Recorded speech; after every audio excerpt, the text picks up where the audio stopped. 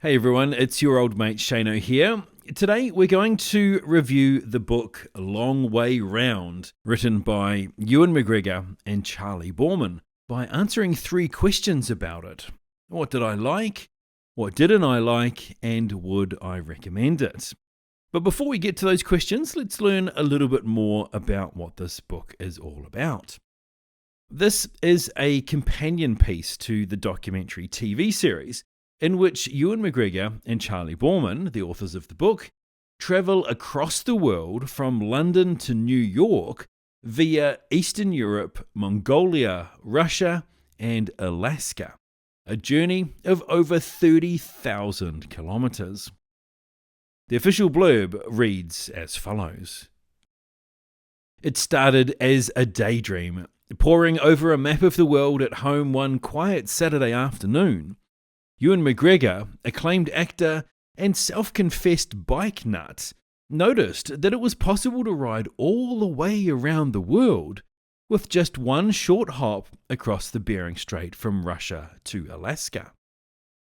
It was a revelation he couldn't get out of his head, so he picked up the phone and called his fellow actor/biker friend, Charley Boorman, and told him it was time to hit the road. Long Way Round is the result of their 4-month, 20,000-mile joyride, featuring original diary entries, travel maps, mileage charts, and dozens of photographs. This is a freewheeling, fully charged, and uproariously entertaining book about 2 world-famous individuals who chose the road not taken and made the journey worthwhile. So our first question is, what did I like about this book? Well, the book has some great extra information that I'm pretty sure wasn't in the show. For example, the book talks about a visit they had to a tarot card reader and, quite hilariously, a disastrous dinner at a medieval-themed restaurant.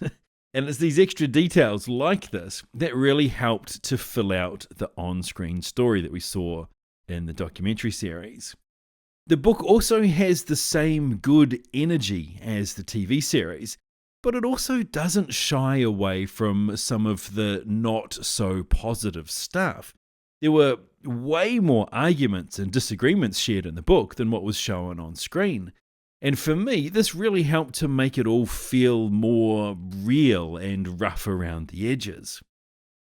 The book switches between McGregor and Boorman from chapter to chapter, and by doing so, you really get into their heads and get some deeper thoughts on the ride and the effect that it was having on them.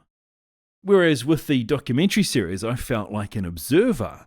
With the book, I felt I was much more involved and right there with them, along for the ride.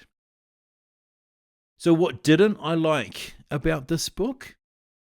The thing I didn't like about this was actually kind of my own fault.